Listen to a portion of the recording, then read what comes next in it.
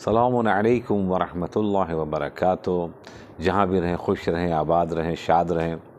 آپ تمام حضرات کو، جتنے ہمارے ناظرین ہیں، سامعین ہیں، ان سبوں کو بہت بہت جناب ابو طالب علیہ السلام کی ولادت بسعادت مبارک ہو، چونکہ اتنی بڑی شخصیت ہے۔ اس عظیم ترین شخصیت کے اوپر جس اعتبار سے بھی ہم جشن منائیں، خوشی منائیں، کم ہے، اور خوشی ہو یا غم ہو، یہ اپنے گھر والے ہی مناتے ہیں، اپنے ہی مناتے ہیں۔ غیروں سے کیا مطلب ہوتا ہے، غیر جناب والا نہیں مناتے۔ آئیں جناب ابو طالب علیہ السلام کے سلسلے سے کچھ گفتگو اپنے نوجوان بچوں کی خدمت میں عرض کروں۔ انفارچونیٹلی جیسے ہونا چاہیے، چونکہ دشمن بہت بری طریقے سے ان سے 1400 سال سے پیچھے لگا ہوا ہے کفر ان کا ثابت کرنے کے لیے، اور جو کافر تھے، اللہ اکبر، ان کو مسلمان بنانے کے لیے پوری مکمل کوشش جاری ہے۔ اور آج بھی جو ہمارے محبان اہل بیت ہیں، ان کو کافر بنانے کے لیے آج تک کوششیں جاری ہے، جیسے جناب ابو طالب علیہ السلام کے سلسلے سے جاری تھی اور ہے۔ دوستو عزیزوں، یہ اتنی بڑی شخصیت ہے کہ جن کے سلسلے سے قرآن مجید نے بہت سے ان کے قصیدے گائے ہیں اور عرض کیے ہیں، پیش کیے ہیں۔ میں آپ کی خدمت میں عرض کروں گا کچھ آیے کریمہ، اور اس کے بعد کچھ ان کی سوانح حیات، اور کیسے ان کے سلسلے سے اس کائنات میں وہ الہی نظام منتقل ہوا ہے۔ دوستو عزیزوں، سب سے پہلے آپ کی خدمت میں عرض کروں کہ ان کے لیے زیارت وارثہ میں ہم اور آپ پڑھتے ہیں ارحام المطہرہ لم تنجسک الجاہلیۃ بانجاسہا۔ یہ وہ شخصیتیں ہیں جنہیں کفر اور الحاد کی گندگی، نجاست چھو نہیں سکتی، اور یہ جن ماؤں کے شکموں میں رہے، وہ جو ماؤں کے شکم تھے وہ بھی طاہر تھے، مطہر تھے۔ عزیز دوستوں، ان کی والدہ کا نام بھی فاطمہ اور شیبۃ الحمد جناب عبد المطلب کا وہ مقام تھا، جو ایک عظیم ترین جگہ تھی جہاں پر جناب ابو طالب علیہ السلام کی ولادت بسعادت ہوئی ہے۔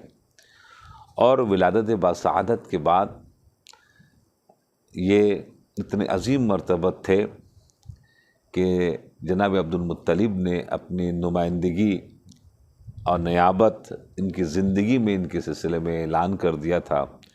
ان کا لقب شیخ البطحاء، یہ سردار تھے عرب کے، اور جتنے بھی حجاج آیا کرتے تھے ان کی مہمان نوازی، ان کی خدمت گزاری جناب ابو طالب علیہ السلام اپنی خدمت میں اپنی طرف سے جناب والا انجام دیتے تھے۔ اور اس کے بعد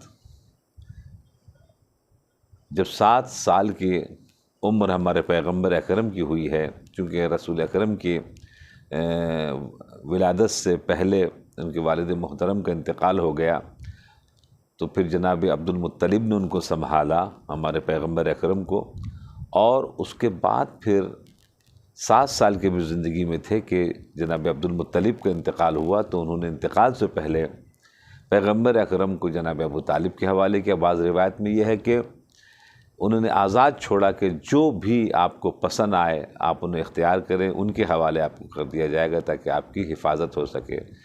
تو پیغمبر اکرم وہ ہیں جن کے سلسلے میں قرآن مجید نے کہا ما رمیت اذ رمیت ولکن اللہ رما، آپ نے پتھر نہیں پھینکے بلکہ میں نے پتھر پھینکے۔ اب ذرا سوچئے کہ پیغمبر اکرم کے فعل کو خداوند نے اپنا فعل قرار دے رہا ہے، اور پیغمبر اکرم نے جناب ابو طالب علیہ السلام کا دامن تھاما، اور اس 7 سال کی عمر سے لے کر جب تک جناب ابو طالب زندہ رہے، یعنی تقریباً 53 سال ہمارے پیغمبر کی خدمت انجام دی ہے جناب ابو طالب علیہ السلام نے۔ جنہوں نے ایک جھلک دیکھا وہ صحابی ہو گئے، جنہوں نے کچھ لمحے گزار دیے وہ صحابی ہو گئے، اور وہ لوگوں کے، مسلمانوں کے آنکھ کے ستارے اور چاند کے تارے ہو گئے۔ جنہوں نے 53 سال خدمت کی ہو، ہمارے پیغمبر اکرم کی حفاظت کی ہو کفار سے، ان کو جناب کفر کا تمغہ دیتے ہیں مسلمان۔ شاعر نے بڑی اچھی بات کہی ہے کہ کافر نہیں سمجھیں گے ایمان ابو طالب، ایمان سمجھنے کو ایمان ضرورت ہے۔ جناب ابو طالب علیہ السلام کے سلسلے میں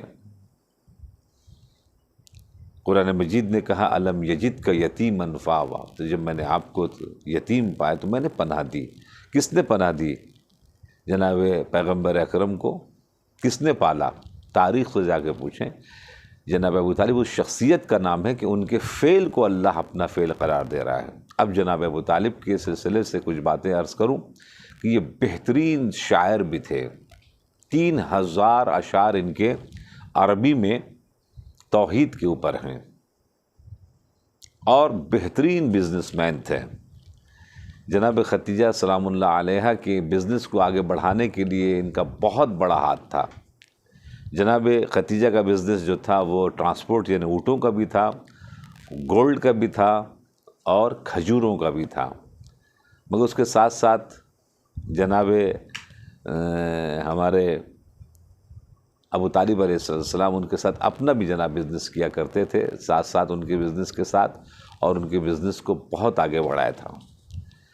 پرفیوم کا بزنس تھا ان کا، پرفیوم جناب والا جو ہے اس پورے خطے میں جو ارسال کرتے تھے جناب ابو طالب علیہ السلام۔ جناب ابو طالب کے پاس ایک فوج تھی، اتفاق سے ان فوجیوں کی تعداد جو تاریخ میں ملتی ہے وہ 72 تھے، اور اتنے زبردست ٹرین شدہ فوجی تھی کہ لوگ باقاعدہ ان کے فوجیوں کو بلا کے لڑواتے نہیں تھے، کہا کہ بس صرف آپ آئیے خیمہ خالی لگا دیجئے کہ جناب ابو طالب کی فوج آئی ہوئی ہے، تو بس صرف نام سن کے لوگ بھاگ جاتے تھے۔ اب آپ کو سمجھ میں آیا کس خاندان سے معاملہ تھا مولا متقیان کا، امام حسن امام حسین کا۔ خاندانی طور کے اوپر یہ بہادر شخصیتیں ہیں، ان کی نسلوں میں بہادری ہے، اور بہادر بناتے تھے، یہ خود بھی بہادر ہوتے تھے۔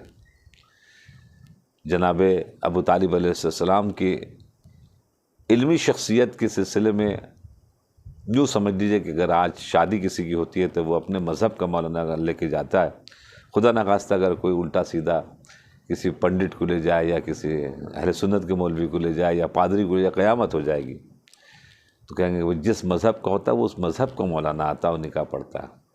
تو رسول اللہ کی جو شادی ہوئی وہ کون سے کس کو لے کے گئے گا؟